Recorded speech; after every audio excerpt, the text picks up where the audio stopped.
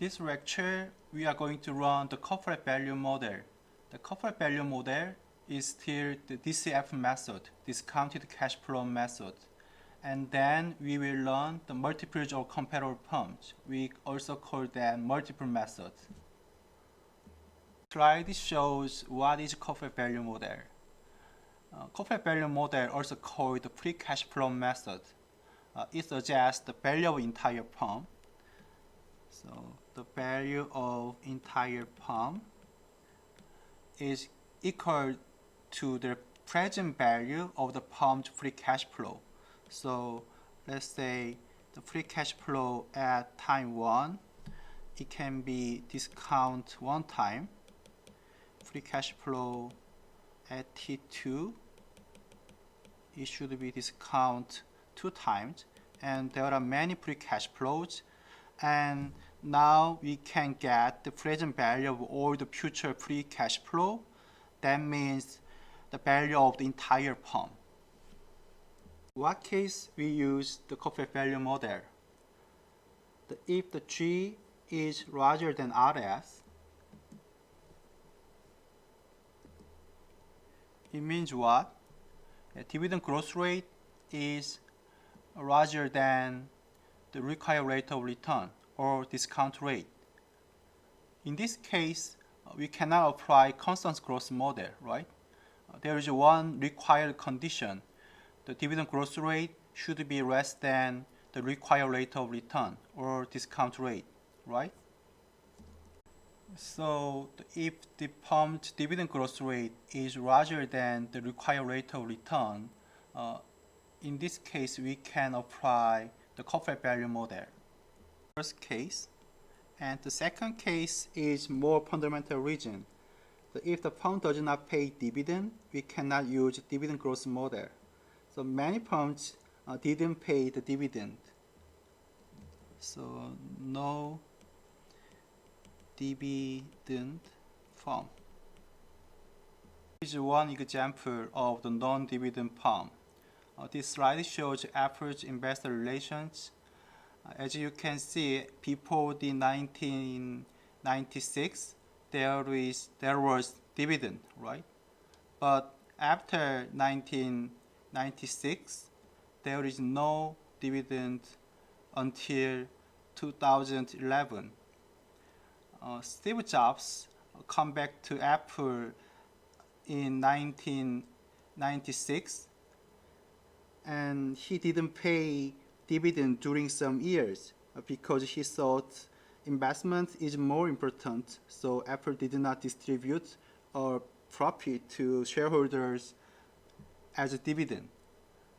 And then the Jobs passed away in 2011, and then new CEO changed Apple's dividend policy. That is one example. So during this period, we cannot apply the dividend growth model, right? So in this case, we can apply corporate value model. And you can suggest a question why the investor buy non-dividend firm stock. As you can see, the total expected return has two parts, the dividend yield and capital gain yield. Dividend yield comes from the firm's dividend, right? But in this case, non-dividend firm, the investor cannot get this return. But they expect capital gain yield. Like a Jobs case, when the firm invests more, they can get more firm's growth, right?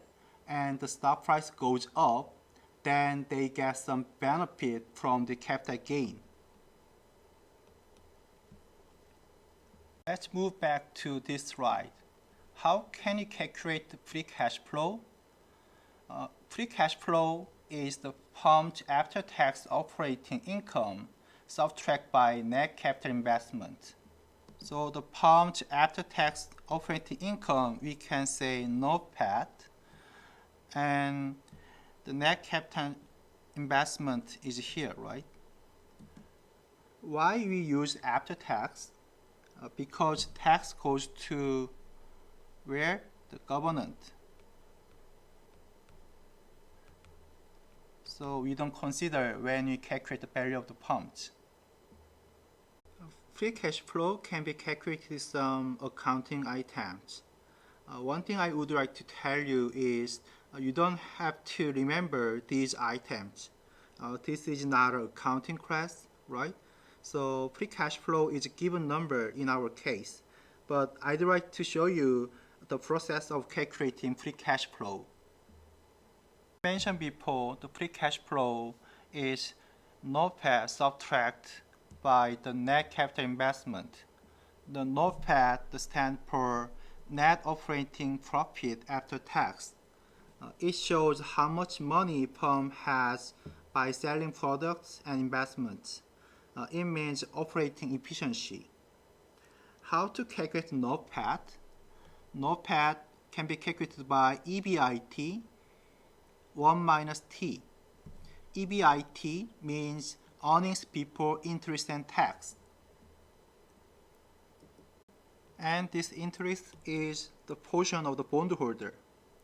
And NCI means net capital investment. It means how much money need to invest in the future. It cannot distribute to the stockholder. And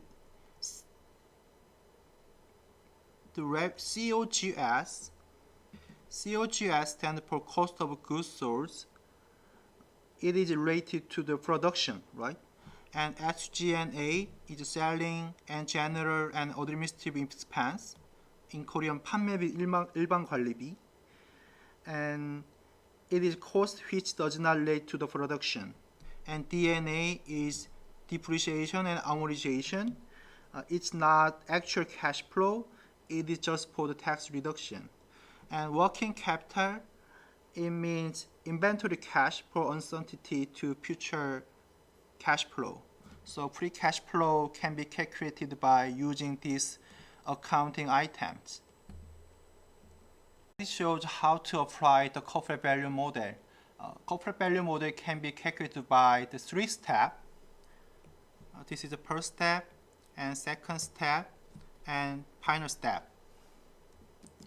So in the first step, find the value of firm by finding the present value of firm's future free cash flows. So the value of firm is equal to free cash flow 1 plus R, free cash flow 2, 1 plus R power of 2, and many terms, right? And this free cash flow means what? It means it is freely distributed to investors. And one tricky part is this investor is not only shareholder but also bondholder. So you should subtract the value of the firm's debt and preferred stock to get the value of the common stock. So the value of equity can be calculated by value of firm, which we calculated the first step, and subtract by value of debt. How can you get the value of debt?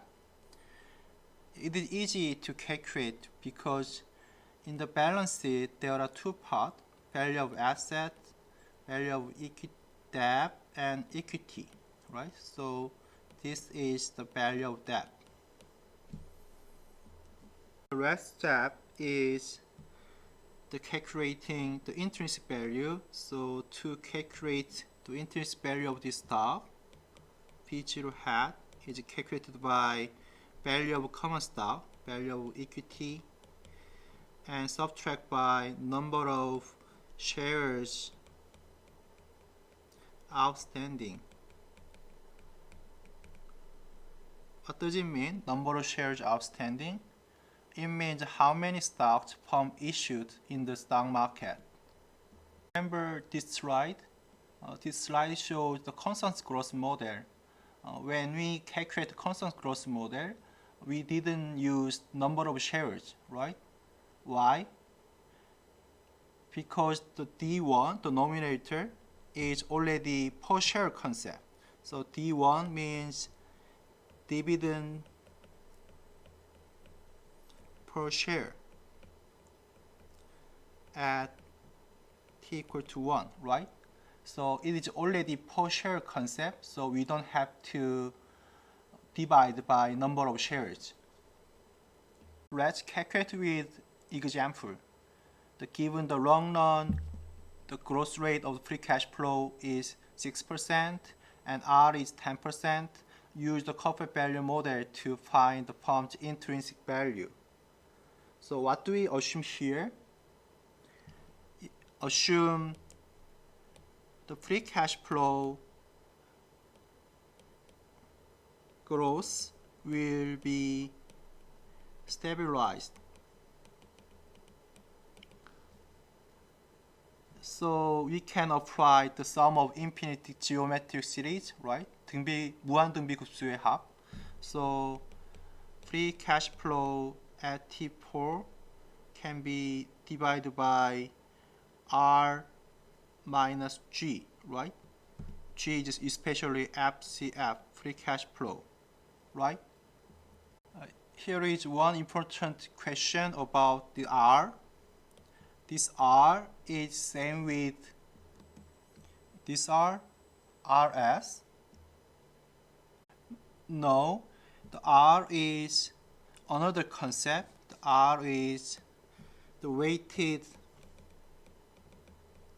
average of RS and RD, cost of stock and cost of debt. We will learn more detail in cost of capital chapter. So in this chapter, R is just a given number. You input the numbers, you get the value of firm at T3, right? And this number should be discount because what you want to know is the current value, right? Current value of the firm. So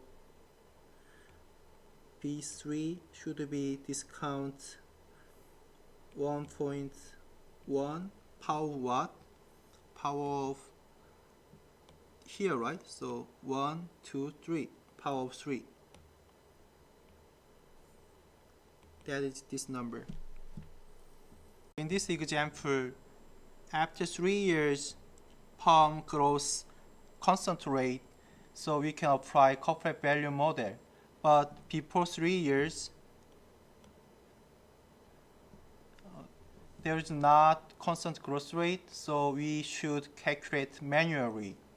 So as you can see, these numbers calculated manually.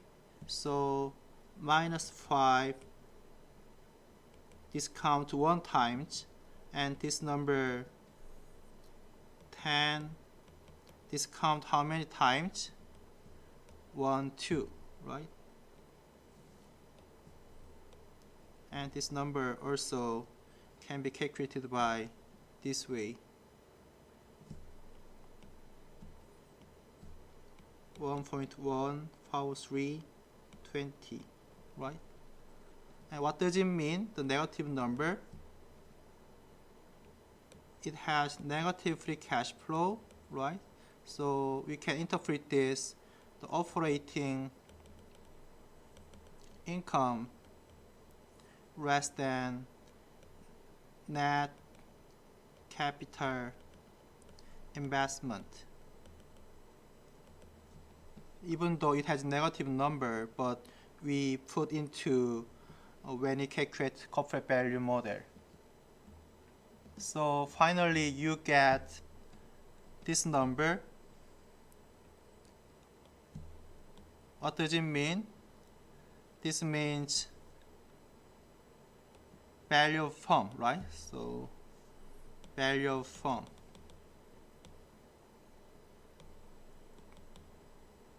First, we did the first step, find the value of firm by finding the present value of the firm's future free cash flows, right? And now we are moving to second step, the subtract the value of firm's debt to get the value of firm's common stock here.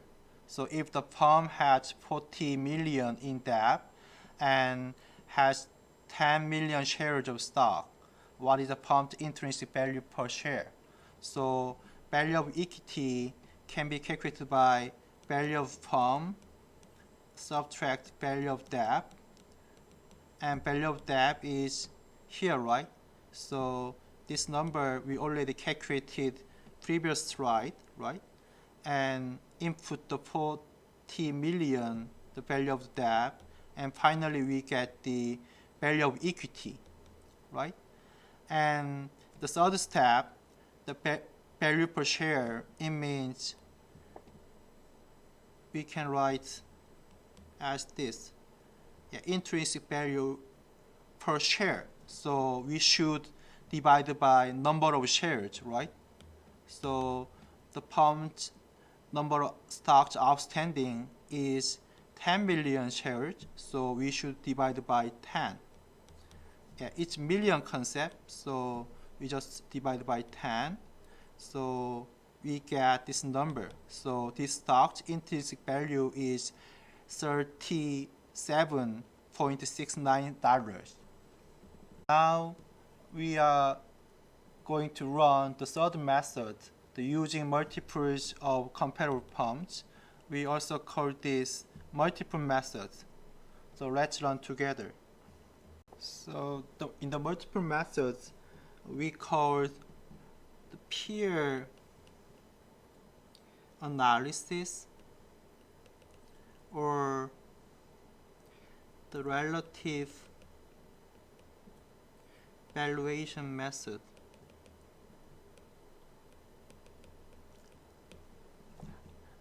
When you use this case, especially if the firm is non-traded in the stock market, that means the firm was not listed in the stock market. In this case, there is no stock price yet. So when firm decide to do IPO, the initial public offering, the firm's stock price set the price compared with already listed firm in the stock market. In addition, young company, it means firm is in the early stage. They have irregular dividend and difficult to predict free cash flow. So these two cases, we can use the multiple method. Analysts usually use this method when they value the stock because it is easy to calculate. Firm provide balance sheet, so we can calculate using accounting variables. So using multiple method, we get the value of the firms. For each example, a company has an expected earnings of 20 million next year. This company has 10 million shares of stock. A comparable firm has a P/E ratio of 5. What should be the firm's stock price based on firm's multiple methods? So the stock price is, we can write down as this. Firm's intrinsic value can be calculated by EPS of comparable firm. The numerator is price, the stock price, right? Comparable firm multiply EPS of our firm. Let's say just our firm, which we want to calculate. And EPS can be calculated by net income. Here, right? And denominator is number of shares, because EPS stands for earnings per share. So when you input the numbers 20 and 10, right? So, and what is price of the comparative firm and EPS of comparative firm. Yeah, here, right? PE ratio. PE ratio. So we can write 5 multiply 20 over 10 and calculate this. Finally, you get 10. So we can say the pumped stock price is $10 based on pumped multiple methods. Simple. How can you use these methods? Just the earnings is just a one-time concept. So we just use the current earnings or earnings 1 year before or the 1 year after expected earnings. So it is just a one-time concept. But the P, it reflects what?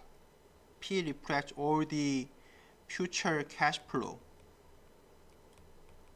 So from this, we can calculate our pumped the intrinsic value. So the basic idea is similar assets should sell for the similar price. So we get our pumped stock price. This text can be written as this. The PE ratio of comparable firm is similar with PE ratio of our firm. So we can use the similar firms, the P, so we get the P hat, the intrinsic value of our firm. That is one big assumption of these multiple methods. What factor would affect the PE ratio? Let's say there is two types of firm. The PE is 10. This is firm A. And the other firm is PE ratio is only 5. What does it mean? The price A shares traded as 10 times earnings per share. Yeah, it has more value than this, right?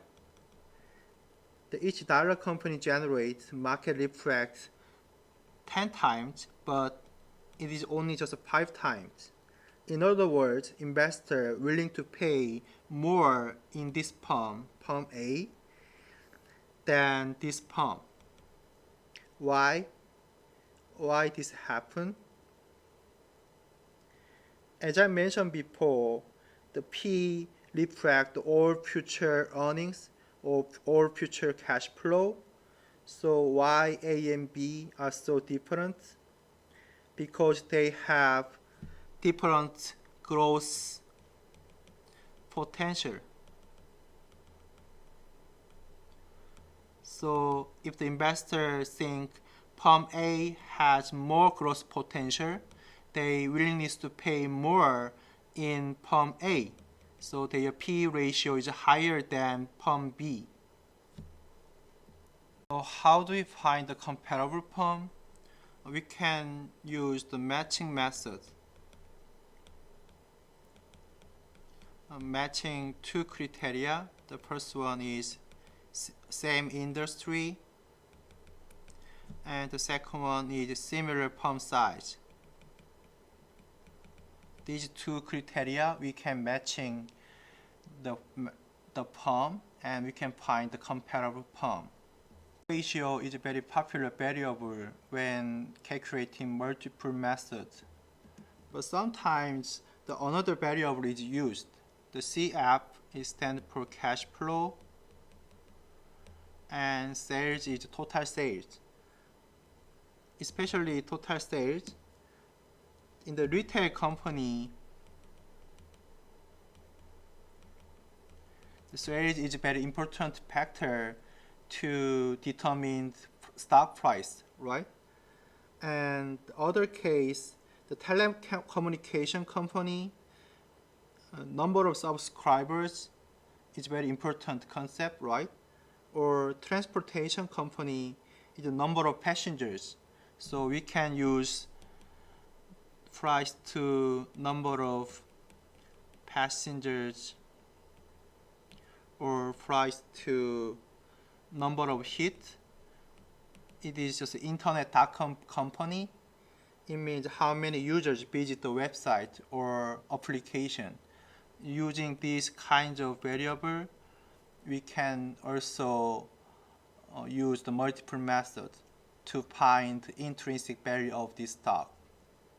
Until now, we run different approaches for estimating intrinsic value of the common stock. And next lecture is market equilibrium. Market equilibrium is related with the chapter of the risk and rate of return. Thank you.